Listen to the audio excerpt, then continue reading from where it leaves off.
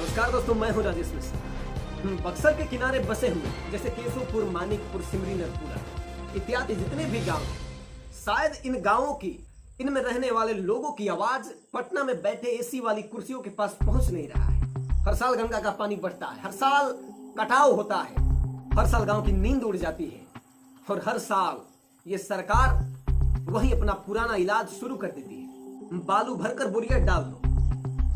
अरे भाई, कब तक आप जनता की आंखों में धूल झोंकते रहेंगे? कब तक? 1 साल नहीं, 2 साल नहीं, न जाने कितने सालों से यही खेल चलता आ रहा है। करोड़ों रुपए खर्च होते हैं, लेकिन आज तक कोई भी अस्थाई समाधान नहीं हुआ है। वहां पर जैसे ही बाढ़ का मौसम आता है, गंगा रौद्र रूप धारण करती है, बोरिया फट जाती है, न जाने कहां बह जाती है, उसका पता भी नहीं लगता है। फिर अगले साल वही कहानी दोहरा जाती है। नया टेंडर आता है, नया फोटो खिंचवाया जाता है, नया निरीक्षण होता है और कहानी वही पुरानी हो जाती है। अगर कहानी बार बार वही हो तो सवाल पूछना तो बनता है। मैं पूछता हूं, क्या बिहार सरकार के खजानों में पैसों की कमी है? अगर नहीं है तो अस्थाई समाधान काहे नहीं होता?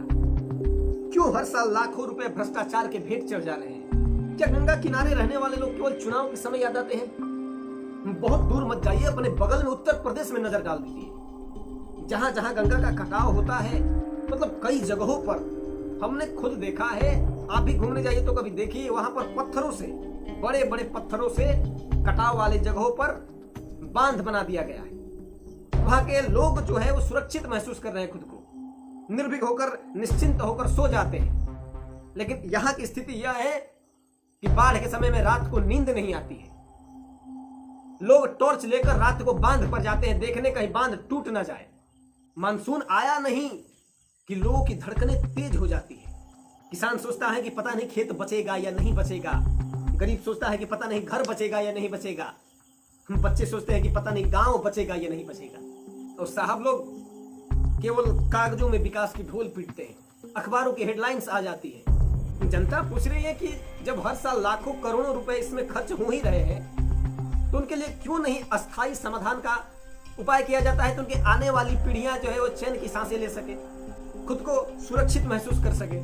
क्यों हर साल मरहम लगाकर छोड़ दिया जाता है? क्या बक्सर के लोग इस देश के नागरिक नहीं है? उन्हें सुरक्षित जीवन जीने का अधिकार नहीं है? याद रखिए, जनता केवल आश्वासन नहीं, समाधान चाहती है, फोटो नहीं, सुरक्षा चाहती है, और बयान नहीं, मजबूत तटबंध चाहती है। क्योंकि गंगा किनारे बसे लोगों की जिंदगी मजाक नहीं है। हर साल यही खेल चल रहा है। कितनी जमीनें चली गई पानी में, किसान रो रहा है जो सिर्फ उसी पर निर्भर था। किसान की जमीन चली जाए तो केवल मिट्टी नहीं जाती है, उनकी उम्मीदें और कई पीढ़ियों की पूंजी चली जाती है। इसीलिए सवाल बनता है कि जब हर साल लाखों करोड़ों रुपए खर्च हो ही रहे हैं, तो हमारे लिए आप एक अस्थाई समाधान का प्रयोग नहीं कर सकते, जिससे बार बार ये भोरिया नहीं भरना पड़े? क्यों पंचर साट रहे हैं? ये किसी दल या सरकार का विरोध नहीं है, ये गंगा किनारे बसे उन तमाम लोगों के भविष्य का सवाल है, जो बाढ़ के दिन में खुद को असहज और खतरे में महसूस करते हैं। यहां भी पत्थरों की पिचिंग की जा सकती है। वैज्ञानिक तरीके से दीर्घकालिक कटाव रोधी तटबंध बनाए जा सकते हैं। हर साल लाखों करोड़ों जो रुपए खर्च हो रहे हैं, उन्हें बचाया जा सकता है, ताकि लोगों का डर खत्म हो और खुद को सुरक्षित महसूस करें। धन्यवाद। अगर आप भी गंगा किनारे बसे हुए गांव से आते हैं, केशवपुर, मानिकपुर, नरपुरा, सिमरी इत्यादि जो भी गांव हैं जो गंगा किनारे बसे हुए हैं, तो एक बार कमेंट में जरूर ये बताइएगा इसका अस्थाई उपाय क्या हो सकता है।